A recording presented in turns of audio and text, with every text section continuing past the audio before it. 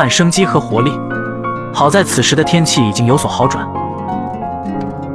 女人便拖着雪橇在雪地中玩耍了起来。没多久就出现了太阳，女人便回到营地，开始了收拾。虽然风暴有些大，但对于女人来说，独自完成收纳也是绰绰有余。毕竟已经在外露营了2年半，随后便背上沉重的行囊，继续踏上她的露营之旅。